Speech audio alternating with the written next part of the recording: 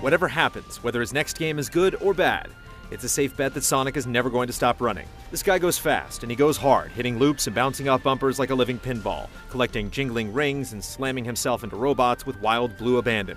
Sonic's track record has been pretty decent in the last few years, and by alternating between flat side-scrolling and 3D world running, and successfully preserving its momentum, Sonic Lost World ends up being another one of the good ones. Oh yeah, that's the stuff! But the road to a good Sonic game can be rough. There are miraculously few cheap deaths in this newest Sonic, which is something of a feat on its own, but it might be that a few slip-ups and stumbles are inevitable when you're speeding along at this pace. There are definitely times when the game feels out of control, and attempting tricks that have worked for other characters in other games risks making Sonic look like a wannabe. Even while trying to juggle so many things at once, Sonic is able to make it to the finish line in pretty good shape. Sonic Lost World is a game making an honest attempt to be both a race course and a playground. On one hand, this hedgehog's gotta go fast. His name is Sonic after all. Lost World isn't the speediest Sonic game ever, but there's a good sense of velocity, particularly in certain 3D sequences, where Sonic literally can't stop moving forward.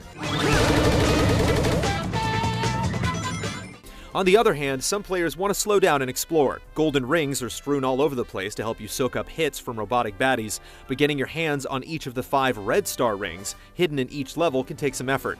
Snagging them is considerably more rewarding than playing the simple balloon-popping carnival games they unlock on the game's mostly decorative, hexagon-based map.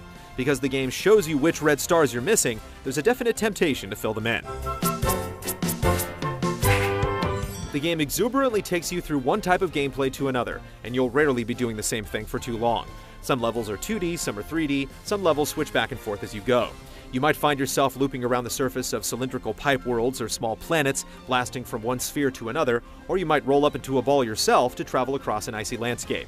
It's not difficult to see that Sonic is cribbing some ideas from his old rival Mario, but while it doesn't match Mario Galaxy's inspired design, the concept works fairly well, and Sonic also has plenty of his own ideas anyway, even if some of them are recycled from older games. The variety and unpredictability are great, but that next activity around the corner isn't always as enjoyable as that thing you were just doing. Temporary power-ups called wisps, brought over from Sonic Colors, introduce different ways to navigate a level, but they don't really feel like they belong, and often require you to figure out unintuitive motion controls. Because Lost World's lengthy, multi-part missions have to be completed in order, you can't really seek out the type of gameplay you enjoy the most.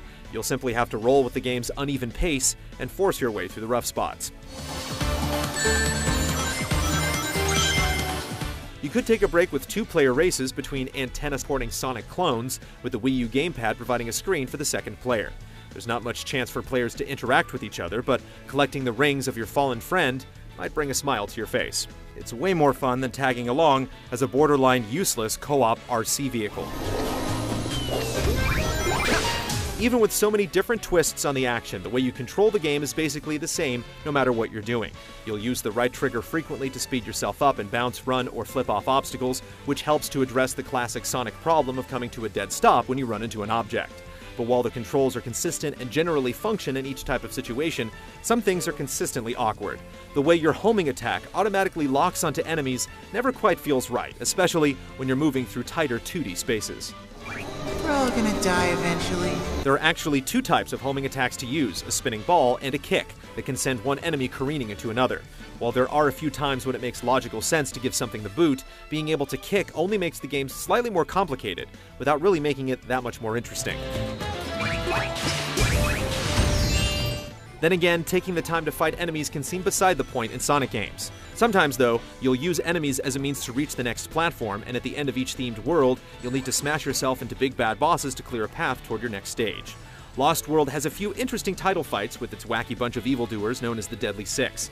Sometimes they're inventive and fun, sometimes they're weirdly anticlimactic. Depending on whether or not the touchy lock-on mechanic triggers multiple times at once, what would be an exciting battle can be over too quickly to fully enjoy it. Violently disappointed.